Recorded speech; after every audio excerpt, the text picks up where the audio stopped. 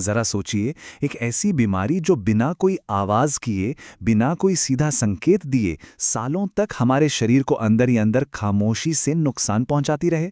मतलब कोई अलार्म नहीं, कोई दर्द नहीं। ये एक ऐसा रहस्यमयी खतरा है जो पूरी तरह से हमारी नजरों से बचा रहता है। और सच कहूं तो जब तक ये सीधा हमला नहीं करता, हमें इसके होने का एहसास तक नहीं होता। कल्पना कीजिए कि एक खामोश घुसपैठिया हमारे शरीर में बैठा है और धीरे धीरे अपना काम कर रहा है। आज के इस विश्लेषण में हम इसी खामोश घुसपैठिए का पर्दाफाश करने वाले हैं। मेडिकल साइंस की भाषा में इसे हाइपरटेंशन या हाई ब्लड प्रेशर कहा जाता है। ये किसी अदृश्य शक्ति की तरह काम करता है। अब मुझे पता है कि ये विषय सुनने में थोड़ा डरावना लग सकता है, लेकिन घबराइए मत। आज हमारा मकसद इस जटिल विषय को बहुत ही आसान भाषा में डिकोड करना है, क्योंकि देखिए, सही जानकारी ही हमारा सबसे बड़ा बचाव है। तो आज हम जिन बातों पर चर्चा करेंगे वो कुछ इस तरह हैं।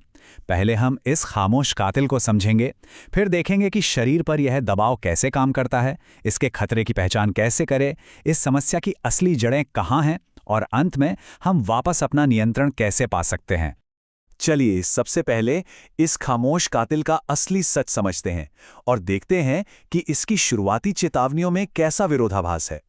अब सबसे पहले बेसिक साइंस को समझते हैं। जब हमारा दिल धड़कता है ना, तो वो खून को पूरे शरीर में पंप करता है। ये खून धमनियों यानी आर्टरीज की दीवारों पर जो बल या धक्का लगाता है, बस उसी धक्के को हम रक्तचाप या ब्लड प्रेशर कहते हैं। इसे मापने का जो पैमाना है उसे मिलीमीटर ऑफ मर्क्यूरी mmHg कहा जाता है। वैसे देखा जाए तो ये एक बहुत ही सामान्य सी प्रक्रिया है, शरीर को जिंदा रखने के लिए बहुत जरूरी भी है। लेकिन असली परेशानी तब शुरू होती है जब ये धक्का या बल बहुत ज्यादा हो जाता है। तो अब सवाल ये है कि सामान्य और खतरनाक के बीच की लाइन कहाँ खिंचती है।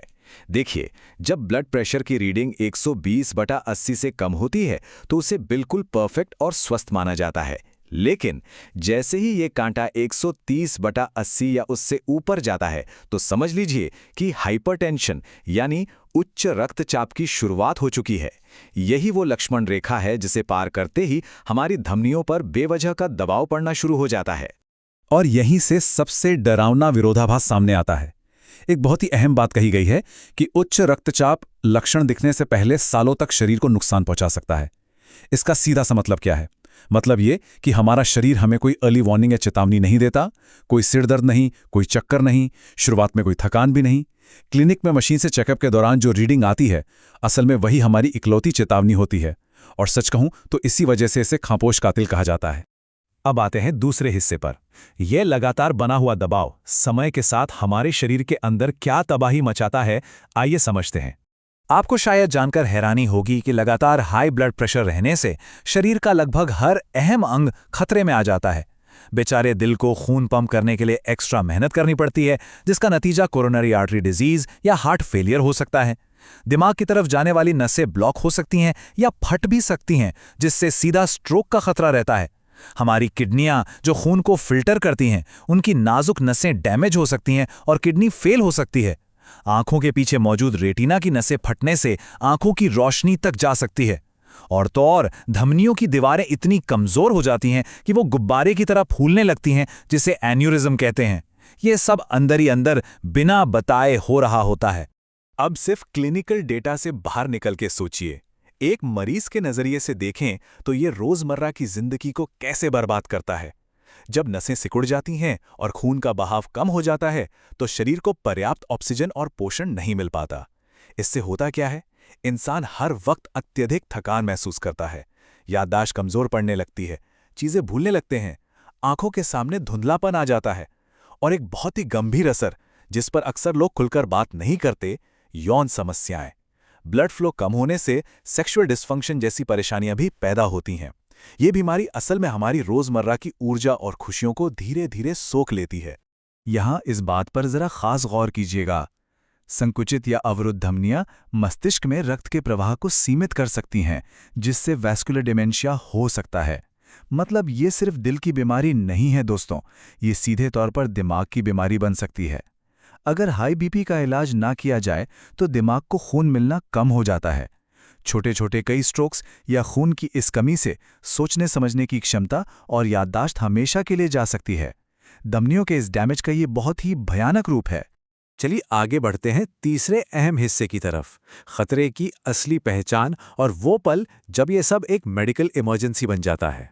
180/120 इस नंबर को अच्छे से दिमाग में बिठा लीजिए। अगर कभी भी ब्लड प्रेशर का स्तर इस नंबर को छू ले या इसके पार चला जाए, तो भूल कर भी इसे हल्के में मत लीजिएगा। ये कोई आम बात नहीं है, ये एक फुल ब्लोन मेडिकल इमरजेंसी है। इस पॉइंट पर शरीर के अंगों को तुरंत और जानलेवा नुकसान पहुंचने का खतरा बहुत बहुत ज्यादा होता है। जब ब्लड प्रेशर इस डेंजरस जोन में पहुंचता है, तब जाकर शरीर कुछ रेड फ्लैग्स दिखाता है। वो अलार्म बजने लगते हैं जिनकी हम बात कर रहे थे, जैसे अचानक से सिर में हथौड़े जैसा दर्द होना, सीने में भारीपन या दर्द, बैठे बैठे ही सांस फूलना, आंखों के आगे अचानक अंधेरा छा जाना, या शरीर के किसी भी हिस्से जैसे चेहरे या हाथ पैर में झुनझुनी या सुन्नपन महसूस होना। अचानक से कंफ्यूजन होना या बोलने में लड़खड़ाहट भी हो सकती है। अगर 180/120 की रीडिंग के साथ इनमें से एक भी लक्षण दिखे, तो बिना एक सेकंड गवाए सीधे इमरजेंसी मेडिकल हेल्प लेनी चाहिए। तो अब सवाल ये है कि आखिर ये सब शुरू कहाँ से होता है? चलिए इस समस्या की जड़ों को खंगालते हैं। मेडिकल साइंस इसे मुख्य रूप से 2 हिस्सों में बांटता है। पहला है प्राइमरी हाइपरटेंशन। आपको बता दूं कि लगभग 85% मामले इसी के होते हैं। इसका कोई एक ठोस कारण नहीं होता, ये बस हमारी बढ़ती उम्र, हमारी जेनेटिक्स और हमारे रहन सहन के तरीके के कारण सालों में धीरे धीरे विकसित होता है। वहीं दूसरी तरफ है सेकेंडरी हाइपरटेंशन। ये आमतौर पर किसी दूसरी बीमारी का साइड इफेक्ट होता है, जैसे किडनी की कोई दिक्कत, हार्मोन्स का बिगड़ना या फिर किसी खास दवा का रिएक्शन। आइए प्राइमरी हाइपरटेंशन की उन वजहों को देखते हैं जो हमारे अपने हाथ में होती हैं। खाने में बहुत ज़्यादा नमक यानी सोडियम लेना, दिन भर कुर्सी पर जमे रहना और कोई एक्सरसाइज ना करना, ये चीज़ें हमारी नसों को सख्त बना देती हैं। फिर आता है क्रॉनिक स्ट्रेस। हमेशा तनाव में रहना हमारे बीपी को हाई रखता है। और हाँ, सिगरेट, तंबाकू और बहुत ज़्यादा शराब का सेवन, ये तो सीधे तौर पर खून की नसों को डैमेज करते हैं। इसके अलावा अगर मोटापे की समस्या है या परिवार में पहले से किसी को हाई बीपी रहा है, तो रिस्क और भी बढ़ जाता है। कुल मिलाकर हमारी यही रोजमर्रा की आदतें इस खामोश कातिल को न्योता देती हैं। लेकिन अच्छी खबर यह है कि हम इससे हारने वाले नहीं हैं। अब बात करते हैं कि कैसे हम दोबारा नियंत्रण वापस ले सकते हैं। इससे बचने के तरीके बिल्कुल साफ हैं। हमारी लाइफस्टाइल ही हमारा सबसे बड़ा बचाव है। सबसे पहला और असरदार कदम, अपने खाने में नमक कम कीजिए। साबुत अनाज, ताज़े फल और सब्जियां खाइए। दूसरा कदम, अपने शरीर को थोड़ा हिलाइए दुलाइए। रोज एक्सरसाइज करने से दिल मजबूत होता है और बीपी अपने आप नीचे आता है। तीसरा, तनाव को हावी मत होने दीजिए। थोड़ा योग कीजिए, ध्यान लगाइए या अपना कोई पसंदीदा शौक पूरा कीजिए। और चौथा, सबसे कड़ा लेकिन जरूरी कदम, सिगरेट को हमेशा के लिए ना कहिए और शराब को बहुत सीमित कर दीजिए। यकीन मानिए, ये छोटे छोटे बदलाव आपकी जिंदगी की क्वालिटी पूरी तरह बदल सकते हैं। और अगर कभी लाइफस्टाइल बदलने से भी बात न बने तो क्या? घबराने की कोई बात नहीं है। ऐसे मामलों में मॉडर्न मेडिसिन के पास बहुत बेहतरीन दवाएं हैं। डॉक्टर्स आपको डायूरेटिक्स दे सकते हैं, जो शरीर से एक्स्ट्रा नमक और पानी को यूरिन के जरिए बाहर निकाल देते हैं। बीटा ब्लॉकर्स दिल की धड़कन को थोड़ा धीमा और रिलैक्स करते हैं, ताकि उसे कम मेहनत करनी पड़े। इसके अलावा कुछ दवाएं ऐसी होती हैं जो सिकुड़ी हुई नसों को चौड़ा कर देती हैं। सही मेडिकल गाइडेंस के साथ इस अदृश्य खतरे को पूरी तरह से काबू में किया जा सकता है। तो अब हम इस चर्चा के बिल्कुल अंत में आ गए हैं। इस पूरी जानकारी को समझने के बाद मैं एक बहुत ही अहम सवाल के साथ इस बात को खत्म करना चाहूंगा। जरा सोचिए, आपने आखिरी बार अपना ब्लड प्रेशर कब चेक करवाया था? याद है आपको वो नंबर? क्योंकि देखिए, ये बीमारी खुद से कोई अलार्म नहीं बजाएगी। नियमित चेकअप ही आपका सबसे बड़ा और इकलौता हथियार है। अपने स्वास्थ्य को लेकर थोड़े एक्टिव रहिए, अपने नंबर जानिए और इस खामोश घुसपैठिए को हमला करने से पहले ही रोक दीजिए। इस विश्लेषण में हमारे साथ जुड़ने के लिए बहुत बहुत धन्यवाद। सुरक्षित रहें और जागरूक रहें।